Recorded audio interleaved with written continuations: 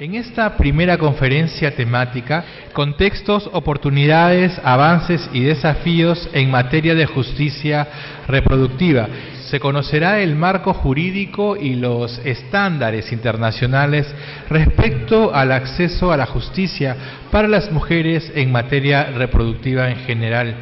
y para víctimas de violencia sexual en particular, y las consecuentes obligaciones de los Estados. Invitamos al escenario a la señora Luz Patricia Mejía, por favor, si nos puede acompañar de Mensevic. Y esta sesión estará coordinada por la jueza Antonia Saki Kuray, jueza penal de la Corte Superior de Justicia de Lima y fundadora y expresidenta de la Asociación de Jueces para la Justicia y Democracia, JUSDEM, así como miembro de la Federación de Jueces para la Democracia de América Latina. La doctora Saki Kuray posee estudios de maestría en Ciencias Penales por la Universidad Particular San Martín de Porras y es doctora en Derecho por la misma universidad. Recibámoslas a esas dos grandes mujeres con un fuerte aplauso, por favor. Buenas tardes a todos y a todas. Yo sé que es particularmente difícil, después de un suculento y delicioso almuerzo, venir a una conferencia. Pero creo que todos los que estamos aquí estamos comprometidos en este cuarto Congreso Latinoamericano Jurídico sobre Derechos Reproductivos. En primer lugar, quiero dar la bienvenida a todos y todas de los países que en estos 3 días nos van a acompañar en este importante congreso. Antes de dar el uso de la palabra a nuestra ilustre conferencista, quisiera agradecer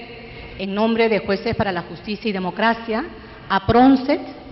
por la oportunidad que nos brinda de poder compartir estos 3 días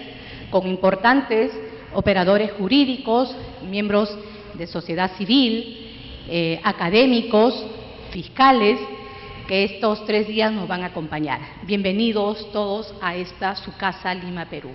Sin más preámbulo, voy a presentar a nuestra ilustre conferencista, Luz Patricia Mejía, secretaria técnica del Mecanismo de Seguimiento de la Convención de Belén do Pará. Ella es abogada egresada de la Facultad de Ciencias Jurídicas y Políticas de la Universidad Central de Venezuela, donde realizó estudios en Derecho Administrativo. Fue directora de Consultoría Jurídica del Ministerio Público de Venezuela y anteriormente trabajó en la Defensoría del Pueblo de ese país, como directora de Recursos Judiciales y como directora general de Servicios Jurídicos. También se ha desempeñado como relatora sobre los derechos de las mujeres y comisionada de la Comisión Interamericana de Derechos Humanos,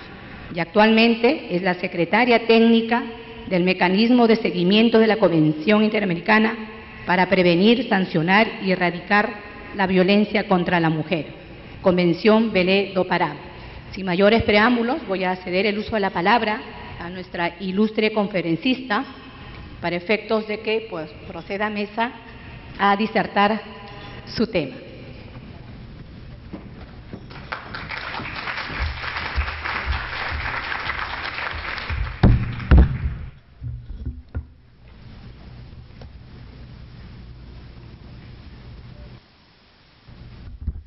Bueno, buenos días, buenas tardes ya. Agradecida por el delicioso almuerzo y por que nos hayan invitado. Es la segunda vez que participamos de este congreso jurídico y la verdad es que es realmente emocionante ver una sala de estas dimensiones llena de gente, de ilustres maestras, claro, como la doctora Cecilia Medina, a quien le agradecemos que haya sacado del empolvamiento en que estaba la Convención de Belén do Pará. Y a tantas otras colegas que han trabajado por esto, quiero agradecer especialmente a Jimena Casas, a Gloria Chávez, a todo el equipo de ellas que han permitido que hoy en día tantas personas aquí, juntas, reunidas, preocupadas por este tema, podamos compartir experiencias y podamos hablar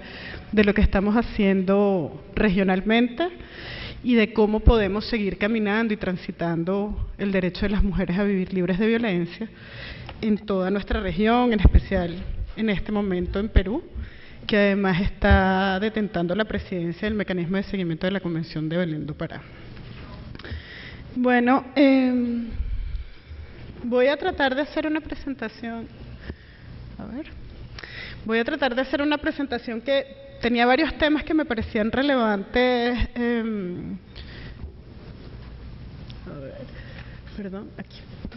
Me parecía relevante recoger a los efectos de compartir con ustedes qué estamos haciendo desde el mecanismo y un poco visibilizar dónde estamos en la región en esta materia. Y definitivamente nos parecía también que era el momento oportuno para compartir con ustedes la Declaración de Violencia y Derechos Sexuales y Reproductivos que fue aprobado por el Comité de Expertas del mecanismo, que algunos de ustedes lamentablemente no trajimos tanto, así que no todas las personas que están aquí la tienen, pero que algunos de ustedes la tienen y que nos parece una herramienta muy importante porque son las expertas del mecanismo de la Convención de Belén do Pará las que, interpretando la Convención, hicieron un vínculo muy estrecho entre la relación entre violencia y ejercicio libre de los derechos sexuales y reproductivos. Así que vamos a compartir un poco de eso, no sin antes hacer un recorrido por cómo estamos en materia de justicia y cómo abordamos estos temas legislativamente desde la perspectiva de la Convención de Belén do Pará. Entonces, bueno, lo primero que habría que decir es que la Convención de Belén do Pará es la primera convención con carácter internacional y obligatorio que reconoce y afirma que la violencia contra las mujeres es una violación a sus derechos humanos, ¿no? Esto que parece hoy en día, 20 años después de la Convención de Belén do Pará, muy obvio, hasta hace no muy poco resultaba ser un concepto jurídico bastante abstracto que no había sido llenado de alguna manera contenido jurídico en el ejercicio de las mujeres a vivir libre de violencia. Si bien la Convención de Belén do Pará generó un movimiento muy importante a nivel regional de leyes que reconocían que la violencia contra las mujeres tenía que ser sancionada, ese reconocimiento no tuvo un impacto que pudiera ser muy claro en cuanto a la vigencia real de los derechos de las mujeres. Y vamos a ver por eso cómo estamos a nivel de acceso a la justicia y cómo estamos a nivel de legislación, que son, digamos, los dos elementos fundamentales sobre los cuales el ejercicio de este derecho puede ser posible, ¿no? Reconoce el derecho de las mujeres a una vida libre de violencia, define la violencia contra la mujer y abarca la violencia física, sexual y psicológica, de manera que es un concepto muy amplio, y la relación entre violencia de género y discriminación. La Convención establece también por primera vez, y hasta hace unos 3 años la única convención internacional que lo establecía, ese vínculo estrecho donde la discriminación es el gran marco en el que ocurre la violencia por relaciones desiguales de poder. Y quizás uno de los elementos que fue más dejado atrás durante todos estos 20 años es que la violencia es ejercida no solo en el ámbito privado, que es donde se desarrolló mayormente la legislación que intentaba armonizar de acuerdo a la Convención de Belén do Pará en nuestra región, digamos, un marco jurídico establecido. Se empezó a plantear, obviamente porque es el problema más acuciante, el hecho de que el lugar más peligroso para las mujeres hoy en día sigue siendo su hogar, ¿no? Es en el hogar donde crecemos, donde las mujeres somos principalmente víctimas de violencia. Y en general es en el hogar donde somos víctimas de violencia sexual, física y psicológica. Sin embargo, la Convención fue más allá. La Convención reconoció otros tipos de violencias que todavía tenemos en deuda en la región, que tienen que ver con cómo la mujer en el ámbito público también es víctima de violencia, en el trabajo, en los espacios de salud, en la educación y en todos los demás espacios donde nos desenvolvemos. El tercer elemento es la violencia que ejerce el Estado, y que podríamos hablar muy largo y entendido sobre la violencia estructural, que es un concepto jurídico que habría que desarrollar desde la perspectiva de Belén do Pará mucho más ampliamente, pero también desde parte de sus agentes, donde la doctora Cecilia Medina pues tuvo un aporte muy importante a lo largo de su ejercicio como magistrada en la Corte Interamericana. La violencia, otra cosa que dice la Convención, es que impide el ejercicio de otros derechos fundamentales como derechos civiles y políticos, así como derechos económicos, sociales y culturales. Y entonces la Convención dispone de un artículo, que es el único artículo justiciable de la Convención, y que parece poco pero que es mucho, que es el deber de debida diligencia, ¿no? La Convención establece la obligación de que los Estados actúen con debida diligencia para prevenir, investigar y sancionar la violencia donde sea que ésta ocurra. ¿Y qué se supone que es ese deber de debida diligencia? La Corte también lo ha venido trabajando de manera amplia, el sistema interamericano en general, y va desarrollando, y los tienen ustedes en pantalla, cuáles son los elementos principales. Y cuando nosotros como mecanismo de seguimiento de la Convención de Belén do Pará empezamos a analizar cuáles son los mecanismos principales para garantizar la debida diligencia, para acomodar el aparato estatal a que éste garantice la debida diligencia en los casos de violaciones del derecho a la vida libre de violencia de las mujeres, se estableció un sistema de indicadores que permite evaluar cómo realmente ese aparato estatal está respondiendo a las obligaciones internacionales que plantea el artículo 7 de la Convención, que es el que está ustedes leyendo: condenar todas las formas de violencia tanto en la esfera pública como en la esfera privada, incluir en su legislación y política nacional disposiciones que aseguren el cumplimiento de los objetivos de la Convención, abstenerse de cualquier acción o práctica que constituya violencia, abolir o modificar normativas y prácticas jurídicas que perpetúan la violencia, adoptar políticas orientadas a prevenir, sancionar y erradicar la violencia, adoptar medidas jurídicas que protejan efectivamente a las mujeres de sus agresores, establecer procedimientos legales que aseguren a las mujeres víctimas el acceso a la justicia y el debido proceso,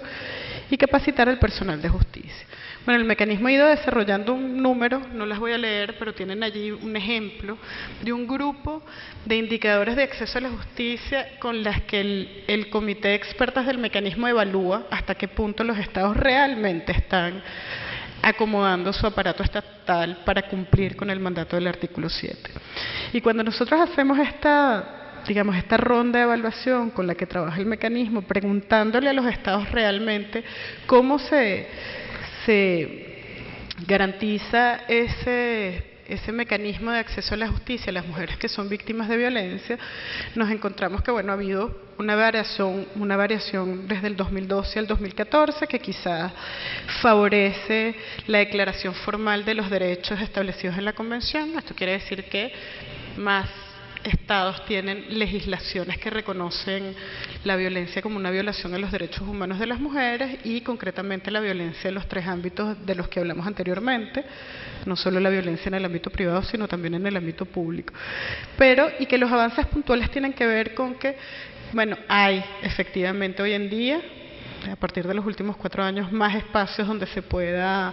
recibir denuncias, mejores medidas de protección. En algunos estados se han desarrollado sistemas bastante avanzados de provisión de servicios legales gratuitos, pero cuando evaluábamos en el sistema cuál es el impacto de los servicios en la incidencia y la presentación de las denuncias, nos damos cuenta que aún el acceso a la justicia no es un medio en el que las mujeres se sienten cómodas para acudir. El número de denuncias que siguen llegando al sistema judicial representa un porcentaje muy escaso de la realidad de la que hablan las encuestas en aquellos países donde se han realizado encuestas que permiten determinar cuál es el número de mujeres que son víctimas de violencia, que han sido víctimas de violencia a lo largo de su vida o en el último año. Y tenemos un porcentaje que varía ampliamente, pero que en general el porcentaje de casos decididos, sentenciados favorablemente a las mujeres víctimas de violencia no alcanza al 1% de las tasas que se han establecido como mujeres víctimas de violencia en la región. Entonces no hay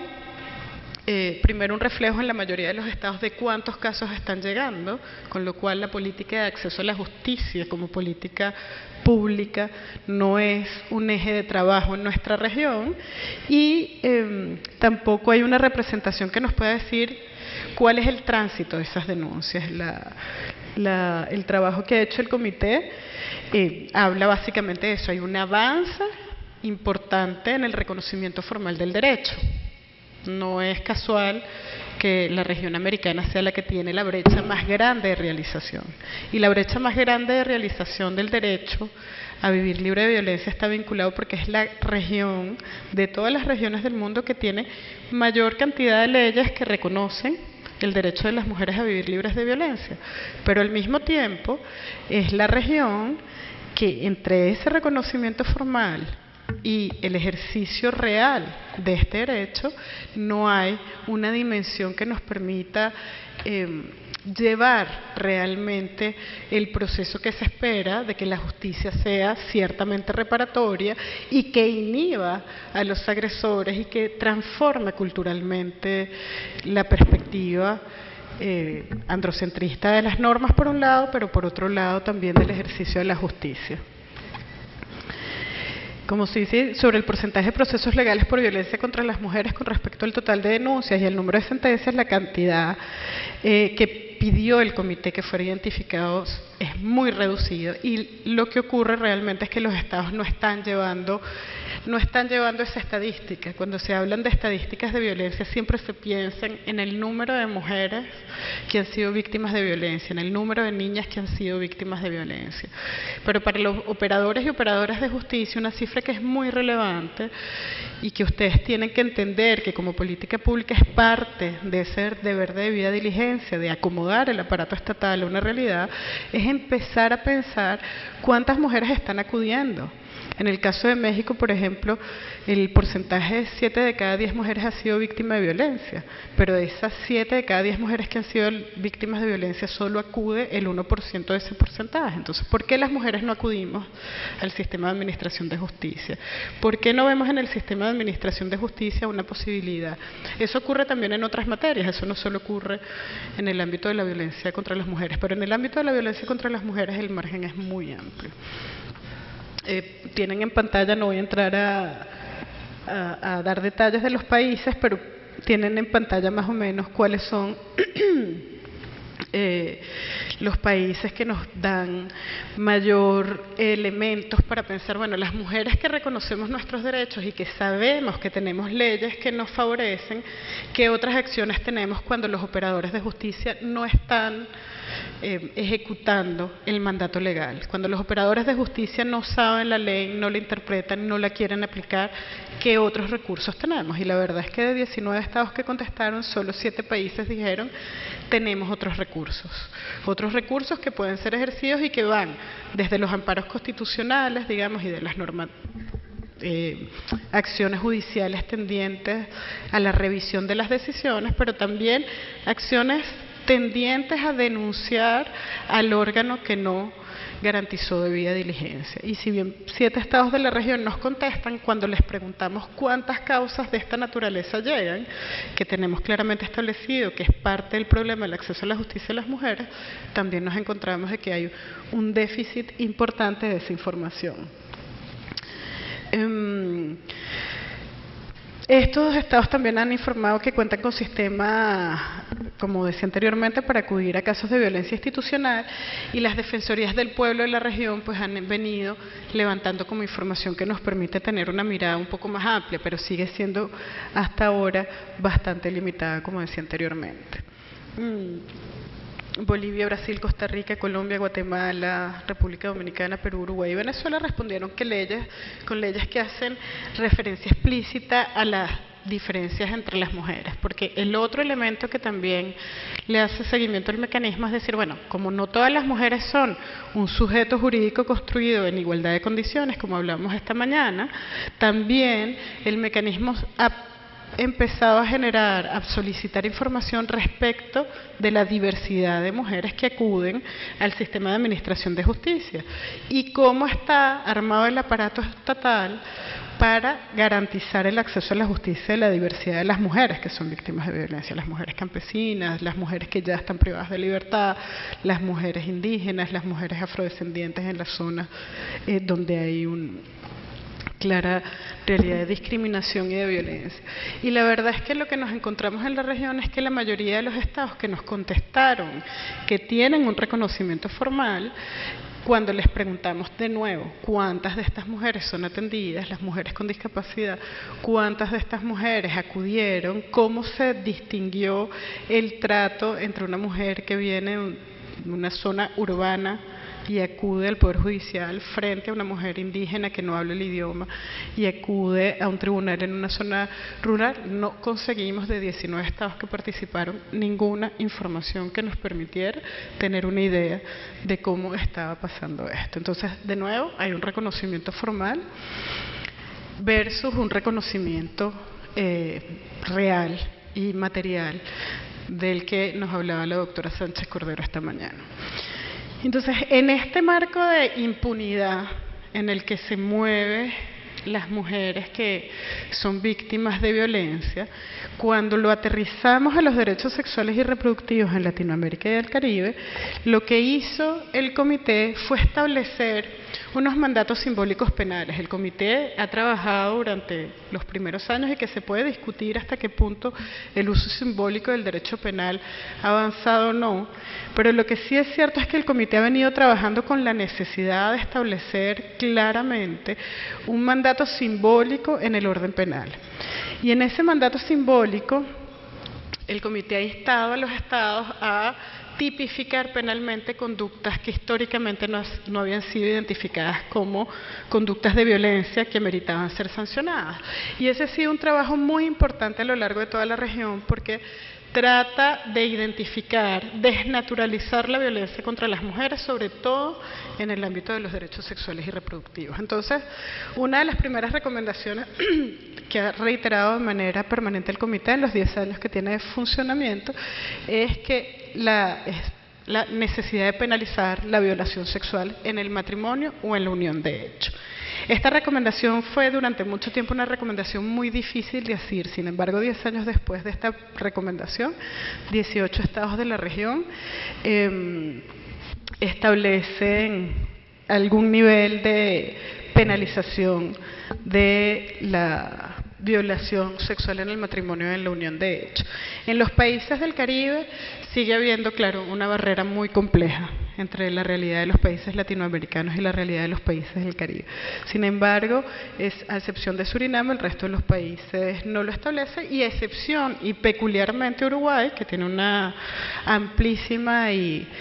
muy completa legislación con temas de aborto, tampoco lo ha tipificado totalmente. El tema del aborto también el comité, de la misma manera que ha solicitado la penalización de algunas normas, de algunos tipos, de algunas conductas, ha solicitado la despenalización del aborto. Y entonces le da seguimiento y ha establecido y ha reiterado la doctrina del Comité contra la Tortura, que la prohibición absoluta de aborto es claramente un mecanismo de tortura contra las mujeres. Entonces tenemos un país que lo tiene despenalizado totalmente en la región, 27 países que admiten algún tipo de despenalización del aborto y 4 países, que los ven ustedes en pantalla, que tienen totalmente prohibido el aborto. La penalización por esterilización forzada, que es otra de las recomendaciones de tipificación. Tenemos 10 países que lo han penalizado en su legislación, sobre todo en aquellas normas que están referidas a conflictos internos o leyes que armonizan todo lo que tiene que ver con las obligaciones de la Corte Penal Internacional. Así que tenemos un grupo de 10 países que lo han penalizado y 5 países que no lo han penalizado. El resto de los países que no aparecen allí no nos dieron información y por eso no están, ¿no? Igualmente la inseminación artificial no consentida, que a la luz de la armonización de las obligaciones derivadas del Estatuto de Roma se han ido armonizando y sigue siendo de manera reiterada una solicitud. La violencia obstétrica, de la que se hablaba esta mañana, también ha ido ganando terreno. Hace algunos años hace 4 años el único país que lo tenía, bueno, ya son más de 4, establecido era Venezuela. Y a la luz de la legislación venezolana, que fue la primera ley que estableció la violencia obstétrica como tipo penal, Argentina y Surinam han seguido la misma línea de tipificar la violencia obstétrica. De otro lado, el comité, además de moverse en el ámbito de la penalización o despenalización de algunas conductas, ha planteado otro tipo de recomendaciones muy específicas que tienen que ver con el ejercicio del derecho de las mujeres a vivir libre de violencia y de ejercer libremente sus derechos sexuales y reproductivos, y en ese sentido hay uno de los indicadores que en el marco del acceso a la justicia se evalúa cómo, hasta qué punto en esa justicia una mujer que es víctima de violencia sexual tiene acceso a anticoncepción oral de emergencia. Y en ese sentido el comité pregunta muy concretamente cuáles son los países que están públicamente dando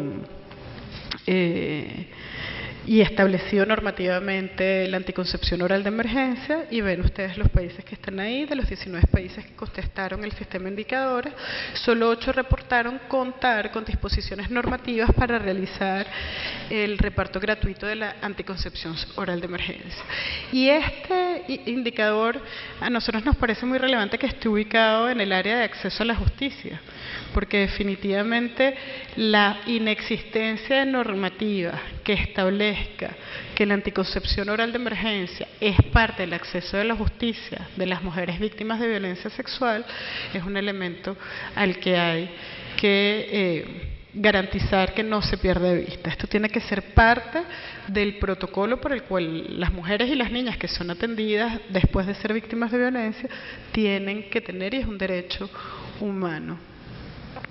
Igualmente todo lo que tiene que ver con los tratamientos para VIH y infecciones o enfermedades de transmisión sexual. Ahí se me fue una E, yo creo que ya es una I, no sé si volvimos a la E, la verdad, pero sí creo que es una I porque se me fue la E. Y entonces ahí tenemos 11 estados que proveen, 2 estados que no lo proveen. Con el tema de embarazo adolescente, que también es un tema al que el comité ha llamado bastante la atención, no voy a repetir las cifras que mencionaba Jimena esta mañana en la presentación de la mañana con respecto al libro, pero sí decir que, de nuevo, nuestra región es la región que presenta una de las tasas más altas del mundo, llegando a 76 hijos nacidos vivos por cada 1000 mujeres, entre los 15 y los 19 años. Pero cuando tratamos de medir,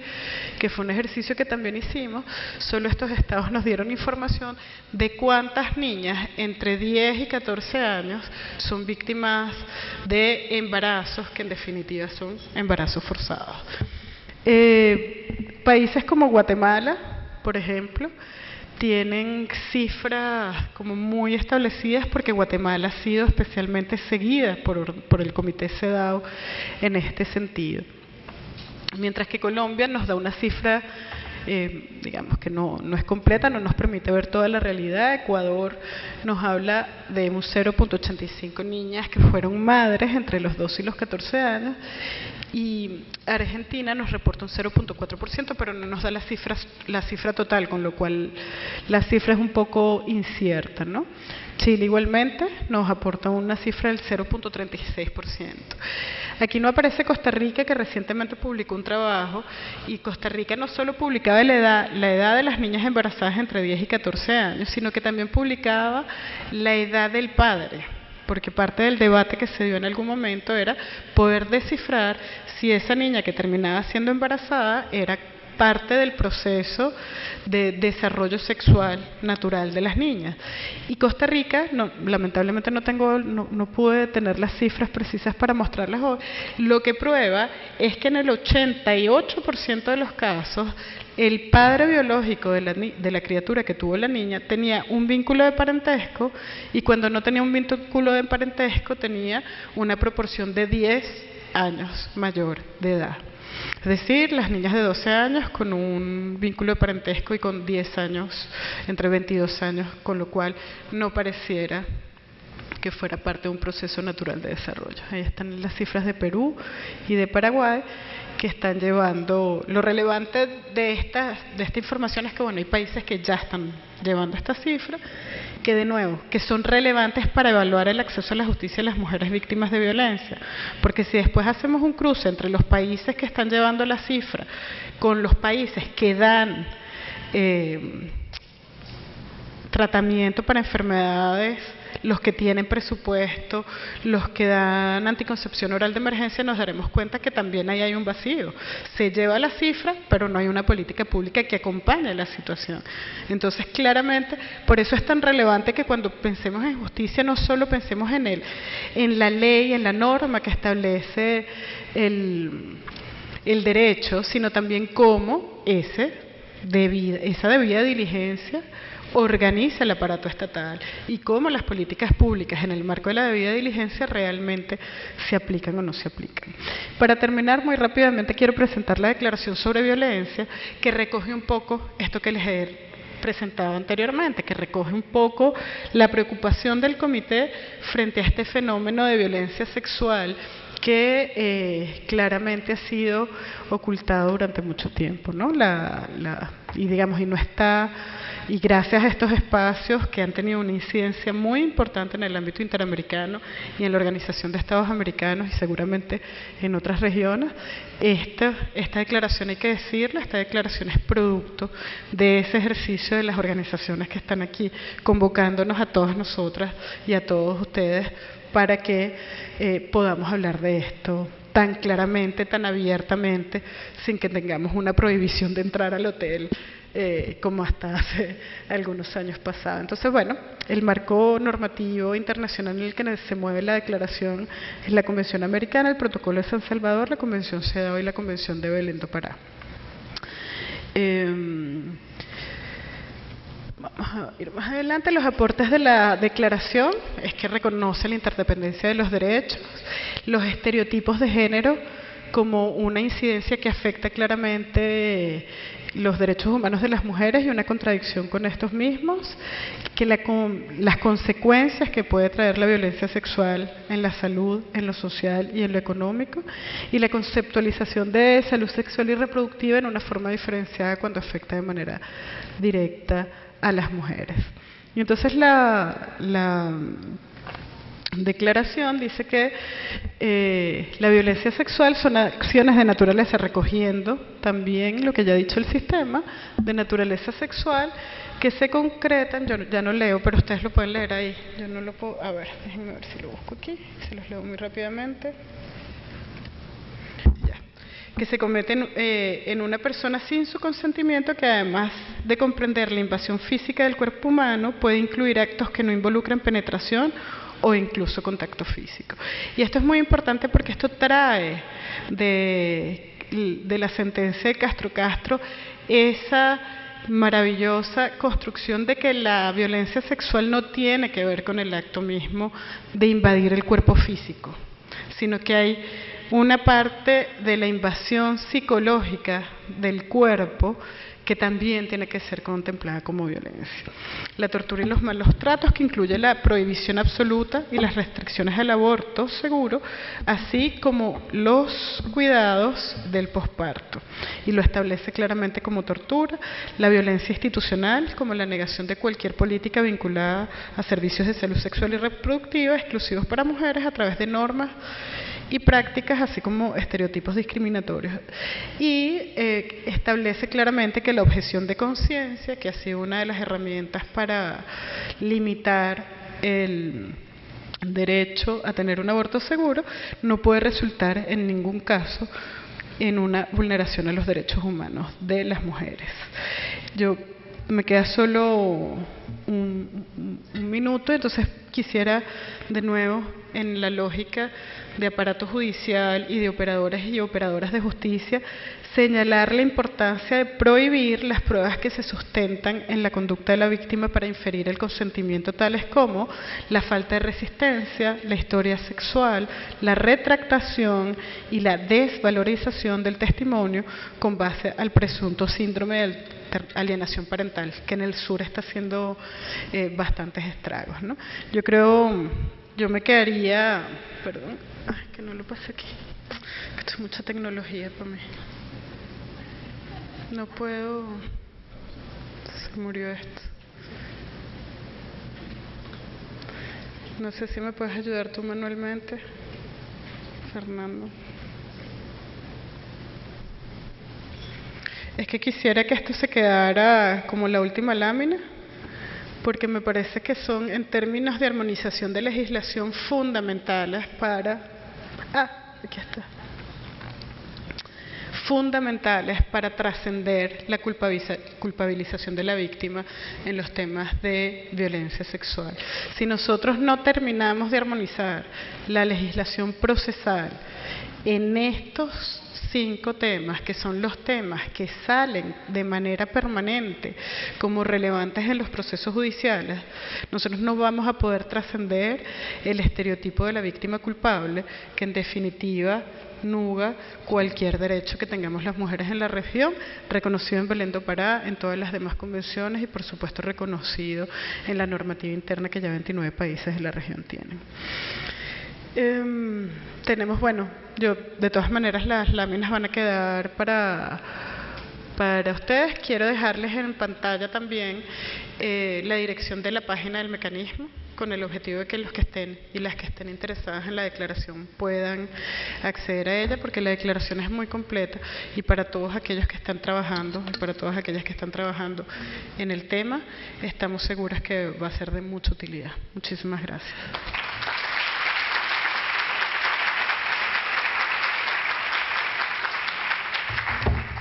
Bien, agradecemos a Luz Patricia Mejía. Nos ha llevado pues a un recorrido de lo que es el conocer el marco jurídico y los estándares internacionales respecto del acceso a la justicia para las mujeres en materia reproductiva en general y para víctimas de violencia sexual en particular y consecuentemente las obligaciones del Estado. Dentro del aspecto que nos toca como operadores de justicia, un tema fundamental que es el acceso a la justicia. A pesar de que hoy día contamos con estándares internacionales sobre la aplicación de los tratados, de leyes, sin embargo todavía hay resistencia de la ciudadana común de acceder a la justicia. América Latina es una de las regiones que tiene más leyes, pero que no aterrizan en la aplicación y en reparación. Entonces creo que esa es una demanda pendiente de lo que toca, en todo caso, desde mi perspectiva como operadora judicial, estar más a tono con estos avances tan importantes que se han dado en la región. Me han alcanzado preguntas en las cuales te voy a hacer llegar para los efectos de que puedas explayar aún más tu disertación. Una pregunta que se plantea es cómo se podría hacer para que un mecanismo como el MESEVIT sea más efectivo y menos reportativo de las acciones que nacen de los estados, es decir, que formalmente los estados de la región estén muy bien, pero en la práctica dista mucho de hacer efectivo estos mecanismos. Esta es una primera pregunta. No sé si respondes o paso a la segunda. Bien. La siguiente es, ¿qué contempla la declaración sobre violencia obstétrica? Que es un punto también muy importante y sobre todo que en nuestro país hoy en día está en amplio debate. Y ¿es posible considerar la denegación del aborto legal como una violación de la Convención Belén do Pará? Y finalmente, ¿qué nos puedes decir de la violencia política contra la mujer en Venezuela? Si quieres me pasas las... Sí, bueno, para contestar las preguntas lo mejor que pueda. La primera pregunta, ¿cómo hacer para que el mecanismo sea más efectivo? Bueno, la idea del mecanismo, el mecanismo trata de reflejar realmente qué es lo que los estados están haciendo. Y parte del trabajo del mecanismo